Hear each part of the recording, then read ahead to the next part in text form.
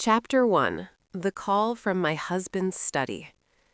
7 months after my husband died, a plumber cut open the wall of his home office and uncovered a hidden lockbox, stuffed with cash, bank transfers, and a note in my husband's handwriting warning me not to trust the one person who had stood beside me at his funeral. When I confronted his business partner about the money, he laughed and told everyone I was a grieving widow who had lost her mind. What he didn't know was that my husband had secretly spent 4 years documenting every stolen dollar, every fake consulting invoice, and every transfer hidden inside a shell company. By the time his partner realized the truth, the evidence was already in the hands of a federal fraud investigator. At 6:12 a.m. on a Tuesday morning, agents walked into his office with a warrant, seized the company records, and the man who called me crazy ended up facing prison for corporate fraud.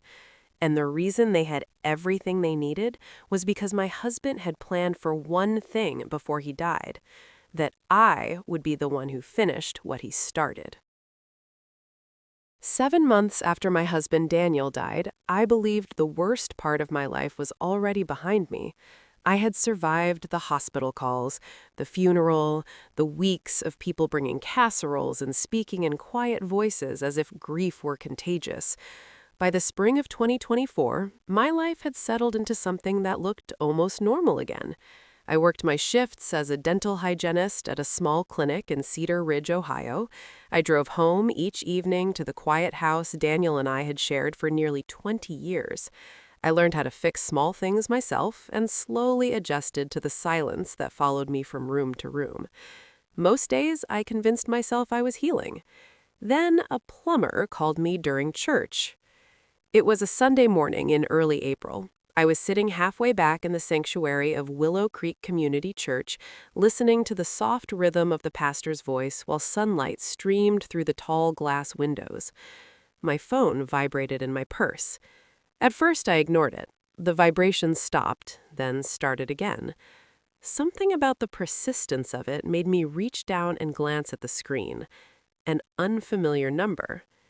I slipped quietly out of the pew and stepped into the hallway. "Hello?" A man answered after a moment. "Mrs. Lawson?" "Yes?" "My name is Ryan Delgado. I am the plumber you scheduled to check the pipe leak in your husband's study." Right, I remembered the appointment then. The old copper pipe behind Daniel's desk had been dripping for weeks, and I finally called someone to look at it. "Did you find the problem?" I asked. There was a pause. Then Ryan spoke again, his voice lower this time. "Ma'am, you should come home." "Right now?" My stomach tightened slightly. "Is the leak worse than we thought?" "Not exactly." Another pause followed. "There is something inside your wall that I do not think anyone was supposed to find." For a moment, I thought I had misheard him. Inside the wall? "Yes, ma'am." Then he added something that made my chest feel suddenly tight. "You should probably come alone." I stood there in the quiet hallway of the church, trying to make sense of what he meant, but something in his voice made it clear this was not a misunderstanding. I told him I was on my way. 10 minutes later, I pulled into the driveway of the house Daniel and I had lived in since our daughter was in elementary school. The house looked exactly the same as it always had: white siding, a small maple tree in the yard, the porch light that Daniel insisted on replacing every year, even when it still worked. Ryan was standing just inside the front door when I walked in. He looked like a man who had accidentally stepped into someone else's private problem. "Thank you for coming," he said. "Is the pipe broken?" "The pipe is leaking," he said, "but that is not really why I asked you to come home." He gestured toward the hallway. Daniel's study sat at the end of the corridor. The door was open. I stepped inside and immediately saw what he meant. A square section of drywall behind Daniel's desk had been cut open. The insulation had been pulled aside. Behind it was a hollow space between two wooden studs, and inside that space sat a gray metal box. For a few seconds, I simply stared at it. Daniel had remodeled this room himself in 2017 when his construction company started growing faster than either of us expected. He spent weeks installing shelves and repainting the walls while listening to old country music on the radio. But I had never imagined he built a hidden compartment. Ryan cleared his throat. When I opened the wall to reach the pipe, I noticed something solid behind the insulation. I thought you should see it before anyone else did. I walked closer. The box was about the size of a hardcover book and made of fire-resistant metal. A small keypad sat on the front. 4 numbers. My fingers hovered over the buttons. For a moment, I hesitated. Then a memory surfaced. June 12th, the day Daniel and I were married. I pressed the numbers slowly. 0, 6, 1, 2. For a second, nothing happened. Then the lock clicked. My heart started beating faster as I lifted the lid. Inside were several items arranged carefully. Bundles of cash wrapped in bank bands, a thick stack of printed bank statements, a black flash drive, and a folded piece of paper. My hands trembled slightly as I opened the letter. The handwriting was unmistakably Daniel's. Emily, if you are reading this, something has gone wrong. I did everything I could to keep you away from this, but if you found these documents, then you deserve to know the truth. Then the final line, and whatever happens, do not trust Megan Carter. I read the sentence again slowly. For a second, I honestly thought I had misunderstood it. Megan Carter had been my closest friend for nearly 15 years. She was the person who sat beside me at Daniel's funeral and held my hand while the pastor spoke. She brought food to the house the week he died. She called every evening to make sure I was not alone. Seeing her name in Daniel's warning felt impossible. I folded the letter carefully and set it on the desk. The stack of bank statements caught my attention next. The top page was dated February 2020. Halfway down the page was a transfer highlighted in red ink, $9,800. The payment had been sent to a company I had never heard of, Anderson Strategy Group, LLC. I turned the page. Another transfer, $7,200. Same company. Another statement. Another payment. The red circles Daniel had drawn on each transaction created a pattern that became harder to ignore the longer I stared at it. 38 payments, spread across almost 2 years. Ryan finished repairing the pipe and stepped into the doorway. "Everything on the plumbing side is fixed," he said. I walked him to the front door. "Thank you for calling me," I said. "Of course." He hesitated for a moment. "Do you want me to mention any of this in the invoice?" "No. Please just write that you repaired the leak." He nodded and left. The house became quiet again. I walked back into Daniel's study and sat down at his desk. The open lockbox sat beside the financial records and the folded letter. For 7 months, I believed I understood everything about my husband's life.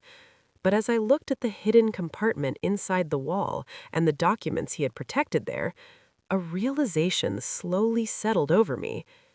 Daniel had not hidden money.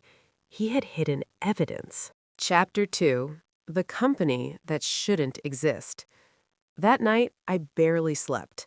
Every time I closed my eyes, I saw the same numbers, the same company name printed again and again across the pages Daniel had circled in red.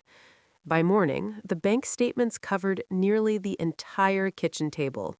I stood there with a cup of coffee that had already gone cold, staring down at the rows of transactions like they were pieces of a puzzle Daniel had left for me to solve. 38 transfers, 3 years.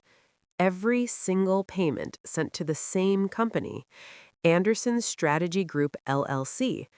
The name meant nothing to me, but the repetition made my stomach twist. Daniel had circled each transfer carefully, as if he wanted someone to notice the pattern. I ran my finger down the page again. $9,800, $7,200, $10,300. None of them looked like normal construction expenses. Daniel's company worked on commercial warehouses and office buildings across Ohio and Kentucky. The invoices he used to talk about were usually for materials, subcontractors, or heavy equipment.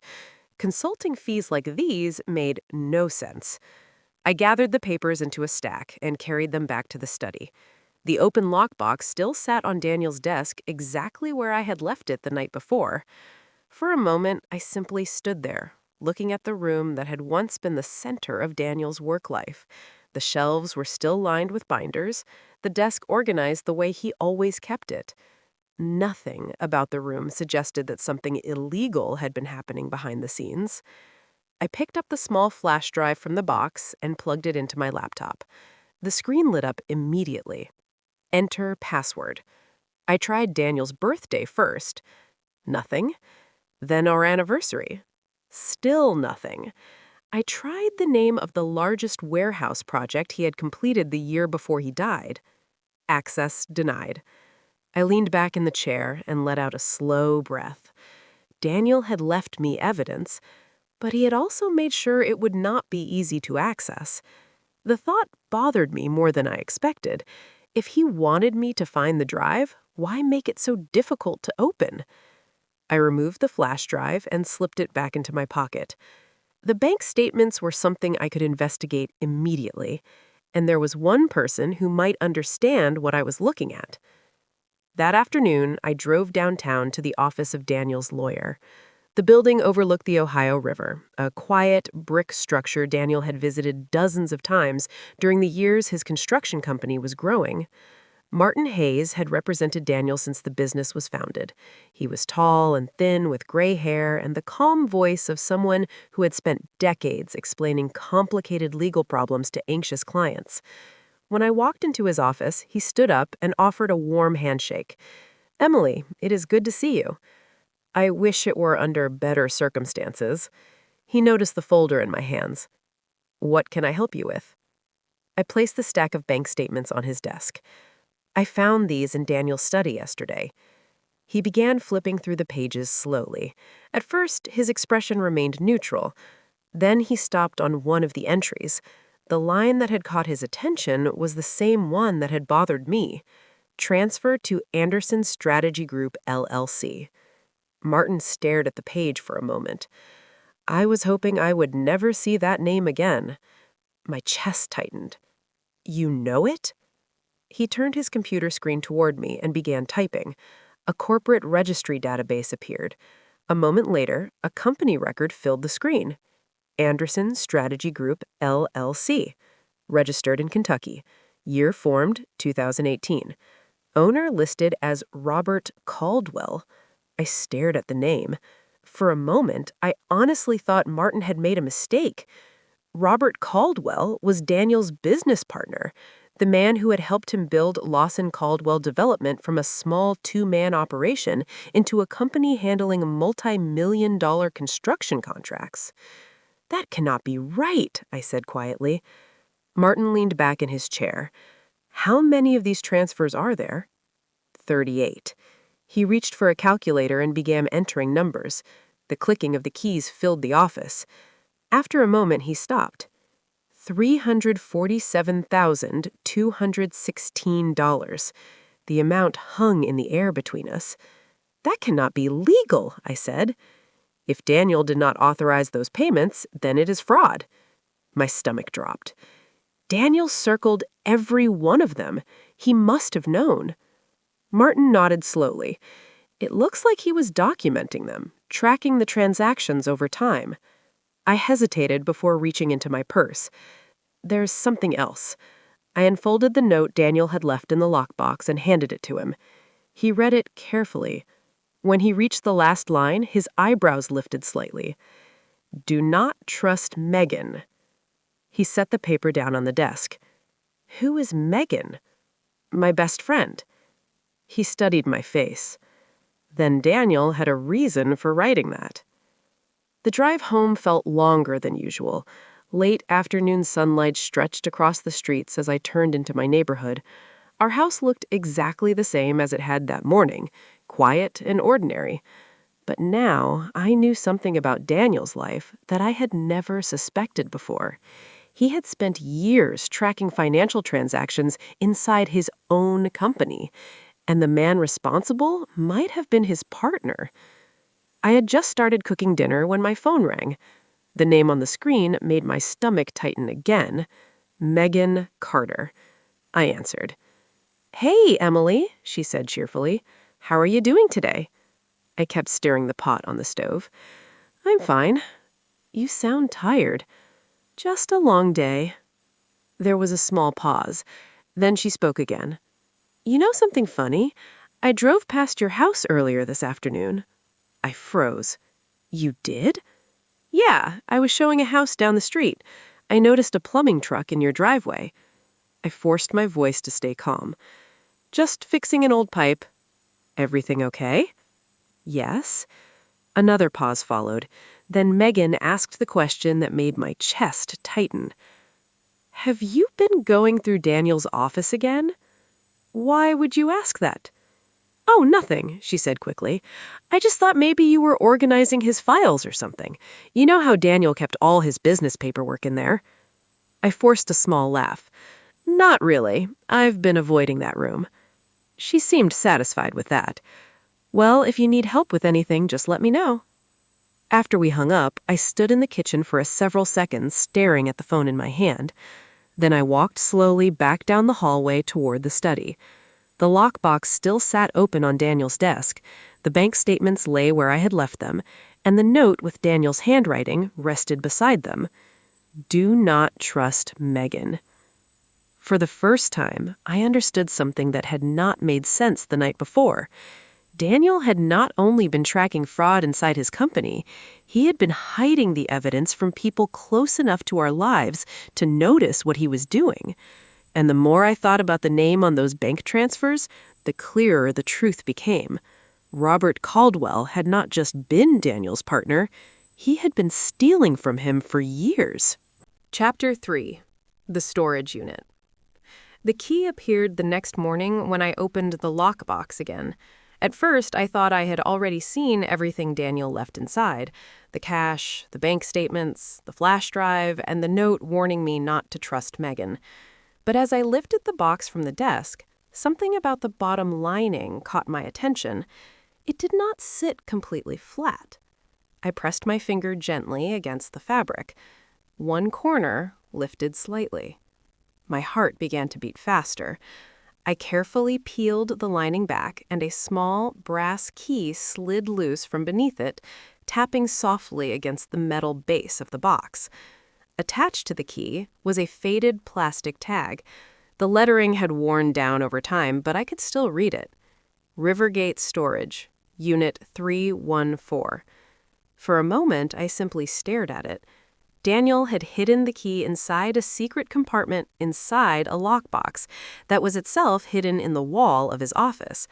Whatever waited in that storage unit was not something he wanted anyone finding by accident. An hour later, I was driving north toward the interstate. Rivergate Storage sat near a row of trucking depots just outside Dayton.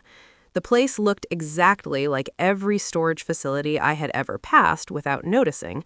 Long rows of metal doors, chain-link fencing, security cameras mounted on tall poles. Ordinary. Too ordinary for something Daniel had protected this carefully. Inside the office, a woman sat behind the counter drinking coffee and scrolling through her computer. She looked up when the door opened. "Can I help you?" I set the key on the counter. "I think my husband rented a unit here. His name was Daniel Lawson." She typed for a moment. "Unit 314. Lease started August 2021. The date surprised me. Daniel had been renting the unit for nearly 2 years before he died. The woman slid a clipboard toward me. "Just sign here and I can open the gate for you." A few minutes later, I stood in front of the storage unit, Unit 314. For a moment, I hesitated. Part of me wondered if I really wanted to know what Daniel had hidden here. But curiosity was stronger than fear. I slid the key into the lock and turned it. The metal door rolled upward with a hollow rattling sound that echoed down the corridor. Inside were 3 large plastic storage bins stacked neatly against the back wall. Nothing else. No furniture, no boxes of personal belongings, just the bins. I stepped inside and knelt beside the first one. The lid lifted easily. Inside were dozens of folders filled with construction project documents from Lawson Caldwell Development. Contracts, material invoices, equipment rental agreements, everything organized by project and date. At first, the paperwork looked ordinary. Then I noticed the same small red circles that had appeared on the bank statements in Daniel's study. Certain invoices had been marked. I flipped through several more folders. The same red pen marks appeared again and again. Daniel had been flagging specific transactions. I closed the first bin and opened the second. Stacks of printed email chains filled the container. Every message involved the same two names: Daniel Lawson, Robert Caldwell. I sat down on the concrete floor and began reading. The earliest emails were routine: construction budgets, contract negotiations, delivery schedules. But over time, the tone shifted. One message from Daniel read, "Robert, I need documentation for the consulting invoices submitted last quarter." Caldwell replied a few hours later, "Those payments relate to outside advisors. Accounting has the paperwork." Another message from Daniel appeared several months later. "Still waiting on the consulting contracts." Caldwell responded the same evening, "You worry too much. Focus on building projects." I felt a slow chill move through my chest. Daniel had been asking questions, and Caldwell had been avoiding answers. The third storage bin was heavier than the others. When I opened it, I found a thick black notebook. The pages were filled with Daniel's handwriting. The first entry was dated March 2019. Discovered unexplained consulting transfer. I turned the page. Another entry appeared. Consulting payments continue. Robert claims external advisors. Another page. Requested documentation again. No contracts provided. The entries continued month after month. Daniel had documented everything. Invoices, email conversations, bank transfers. Each entry built on the last, like he was carefully assembling a case.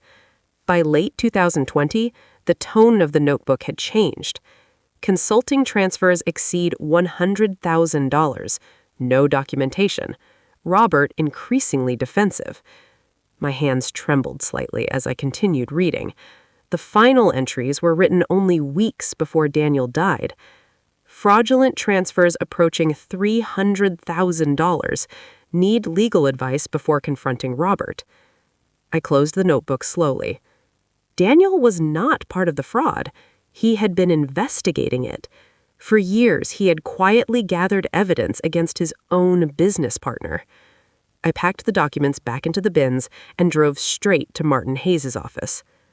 Martin looked up as I walked in carrying the notebook and folders. "Emily, you look like you found something important." I placed the materials on his desk.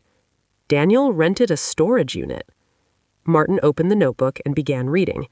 Several minutes passed before he spoke again. "Your husband was building a timeline." I nodded. He suspected Caldwell years ago. Martin reached for the flash drive I had brought with me. "What was Daniel working on the week before he died?" "A warehouse project outside Louisville." Martin typed the project name into the password screen. For a moment, nothing happened. Then the drive unlocked. A folder appeared on the screen, filled with spreadsheets. Martin opened the first file. Columns of numbers filled the monitor. Transaction dates, transfer amounts, receiving accounts. He scrolled slowly through the list. 38 payments between 2019 and early 2023. At the bottom of the page sat the same number he had calculated the day before, $347,216. Martin leaned back in his chair. "This confirms everything." I looked down at the notebook on the desk. Daniel spent 4 years collecting proof. Why did he not file a lawsuit? Martin closed the laptop. "Because accusing your partner of fraud destroys the company." He paused for a moment. "Your husband probably hoped Caldwell would stop once he realized someone was watching. But Caldwell did not stop." The office grew quiet. A thought slowly formed in the back of my mind. What if Daniel's accident was not random? Martin looked at me carefully. He opened a file cabinet and pulled out a thin folder, the police report from the crash. He placed it on the desk. The investigation found no evidence of foul play. The truck driver ran a red light, the driver was arrested and charged. I nodded slowly. Part of me felt relieved. Daniel had not been murdered, but the relief came with a deeper sadness. He had died before he could finish what he started. And now the evidence he spent 4 years collecting was sitting on Martin Hayes' desk, waiting for someone else to decide what happened next. Chapter 4. The Betrayal I Didn't See. The envelope arrived 4 days later. It was thick and stamped with the name of a corporate law firm in Cincinnati. For a moment, I simply stood in the kitchen, staring at it in my hands before opening it. Something about the weight of the paper inside made my stomach tighten. I unfolded the letter and read it slowly. The language was formal and cold. It demanded that any documents belonging to Lawson Caldwell Development be returned immediately to the company. It also warned that possession of confidential business records could lead to legal consequences. Robert Caldwell was not asking. He was threatening. I read the letter again and then set it on the kitchen table beside Daniel's notebook. 4 years of evidence, and Caldwell already knew someone had found it. An hour later, I was sitting across from Martin Hayes again. He adjusted his glasses and read the letter carefully. When he finished, he set it down and gave a small smile. "They are nervous." I leaned forward. "You think Caldwell knows what I found?" Martin tapped the paper with one finger. "Someone told him you were going through Daniel's office." A cold feeling spread through my chest. "I did not tell anyone." Martin looked at me carefully. "Think about that again." There was only one person who had been asking questions about Daniel's office. Megan Carter, my closest friend for more than 15 years. The woman who had brought dinner the week Daniel died. The woman who had helped me sort through condolence cards after the funeral. And the woman Daniel had warned me about. Do not trust Megan. The words from his note suddenly felt heavier. The next morning, my phone rang while I was walking to my car outside the clinic. It was Megan. "Emily, can we meet?" Her voice sounded tight. "What is this about?" "I just think we should talk." An hour later, we were sitting at a quiet cafe near the courthouse downtown. Megan kept stirring her coffee without drinking it. Finally, she looked up. "I heard Robert Caldwell's lawyers contacted you." The words made my stomach twist. "How would you know that?" She hesitated. "I mentioned something to him last week." "What did you mention?" Her voice dropped. "I told him you had a plumber working at the house." I stared at her. "You told him that?" "I didn't think it mattered," she said quickly. "He asked if you had been going through Daniel's office, and I just told him what I saw." Daniel had warned me, and somehow he had known exactly how this would happen. "You told him I was looking through Daniel's study?" "I thought maybe you had found old project paperwork," Megan said. "I didn't want you misunderstanding anything and starting a problem with the company." "So you warned him?" Her eyes filled with tears. "I thought I was helping." I sat back in my chair and looked at her for a long moment. Megan was not malicious, but she had just handed Robert Caldwell exactly the information he needed. I stood up slowly. "I need some time." "Emily, please do not be angry." But anger was not what I felt. It was something colder than that. By the time I drove home, the late afternoon sun had already dropped low over the neighborhood. I had just started cooking dinner when my phone rang again. This time, it was Martin. I finished reviewing the financial trail Daniel documented. And? There was a brief pause. It is very strong. I sat down at the kitchen table. Strong enough for court? Yes. The answer came without hesitation. If we file these records with the district attorney, Robert Caldwell could face corporate fraud charges. I looked toward the hallway leading to Daniel's study. 4 years. He had spent 4 years quietly collecting proof. What happens now? Martin spoke carefully. Caldwell's lawyers have already contacted me. What do they want? A settlement. I almost laughed. That was fast? They know the evidence is real. I waited. They're offering to repay the full amount Daniel documented. My breath caught. $347,000? $347,216. And that's not all. I gripped the edge of the table. What else? Caldwell is offering to buy Daniel's ownership share of the company. For how much? $410,000. For a moment, I forgot how to breathe. Robert Caldwell had spent years stealing money from his own company. Now he was offering more than $700,000 to make the problem disappear. Why would he agree to that? Martin's answer was calm.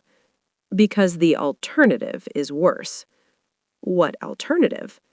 If we reject the settlement and give the evidence to the federal investigators, this becomes a criminal case. The words hung in the air. I looked down at the numbers Martin had written on the page in front of him. $757,000. Enough to repair the financial damage, enough to bury everything Daniel had discovered. But Daniel's notebook still lay open on the table beside me. Page after page of dates and notes written with his careful handwriting. He had not spent 4 years building a timeline just so the truth could disappear quietly. Martin spoke again. Emily, there is something else to consider. What?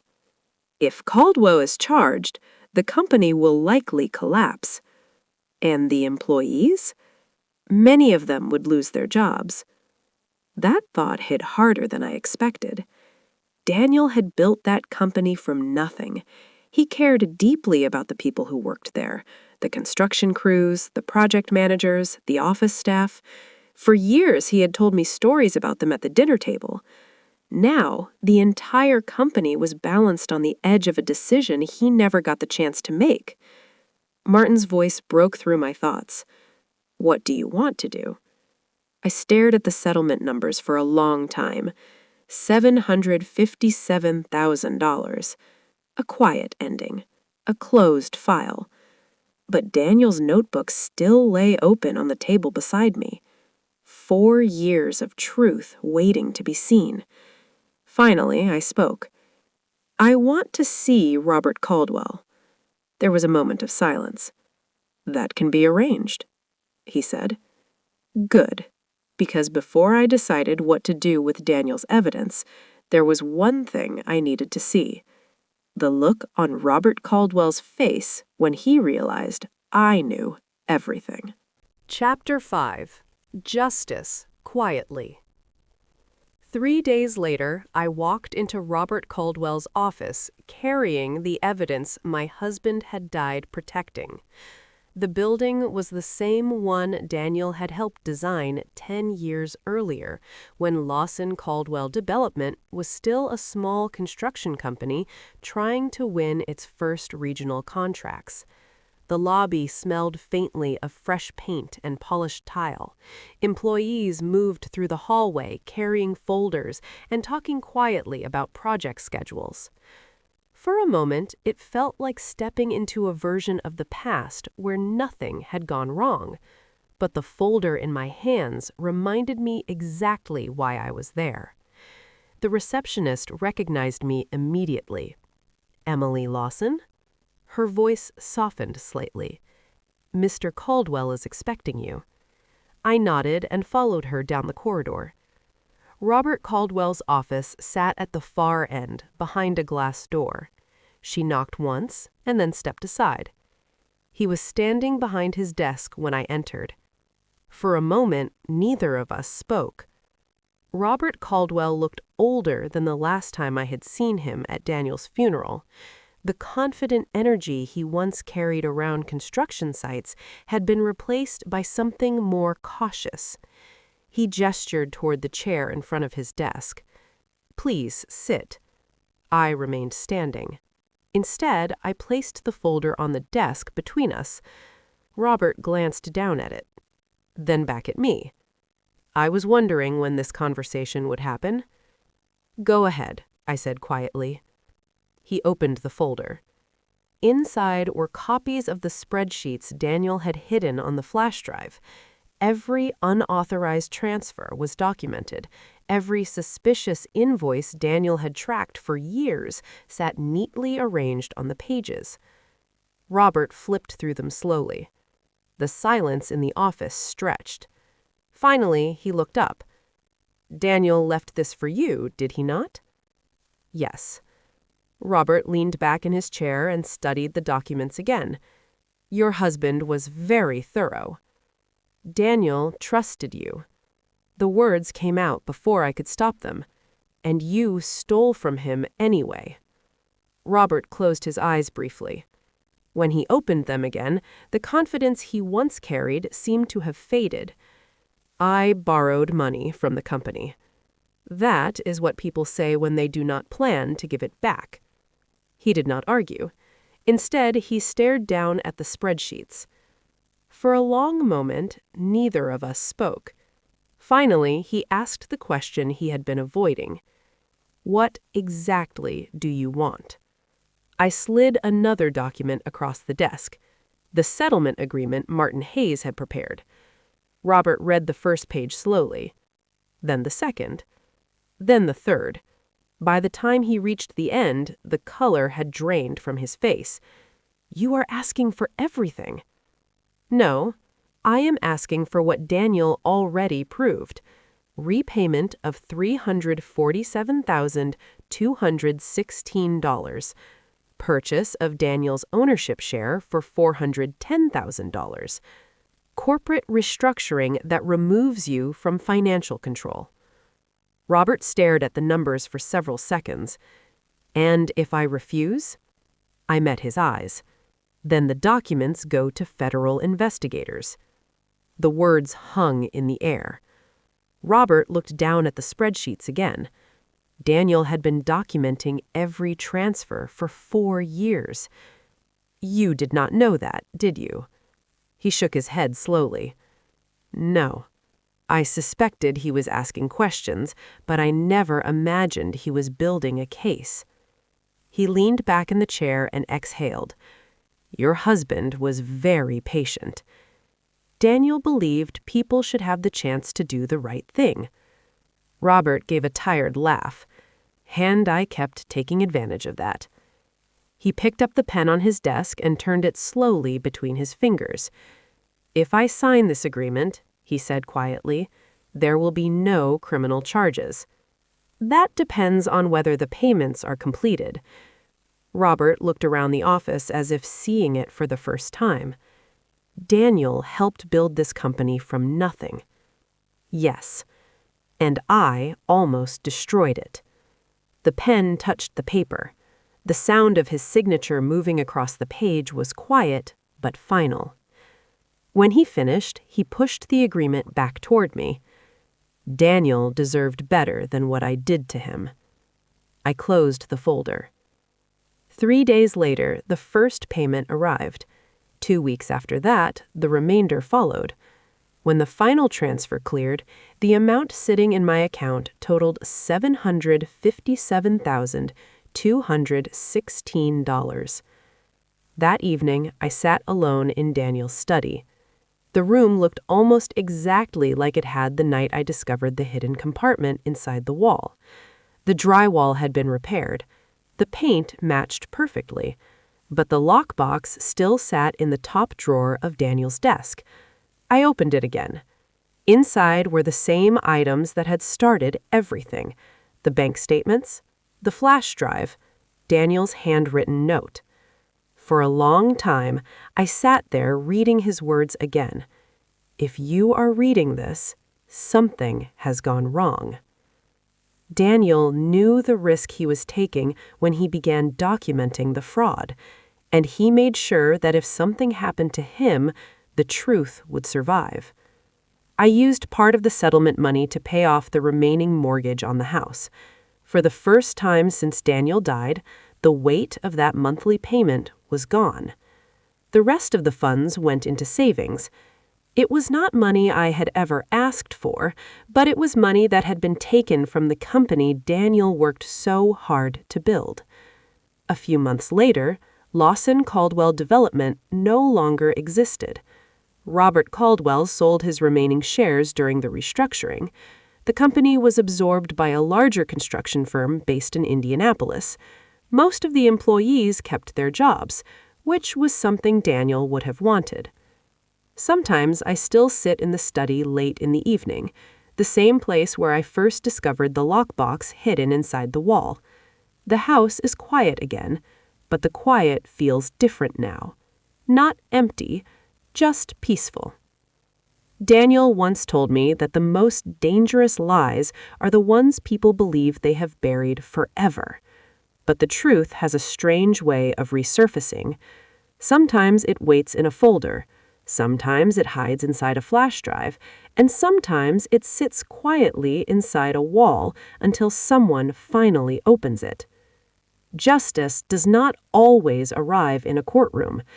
There were no headlines about what happened, no dramatic trial, just the quiet realization that the man who thought he had gotten away with everything had finally been forced to face the truth. If you have ever uncovered something someone tried very hard to hide, you know how powerful that moment can be. And if you enjoy stories where the truth eventually rises to the surface, stay here with us. There are always more stories waiting to be told. If you value stories where strength is quiet but unshakable, subscribe.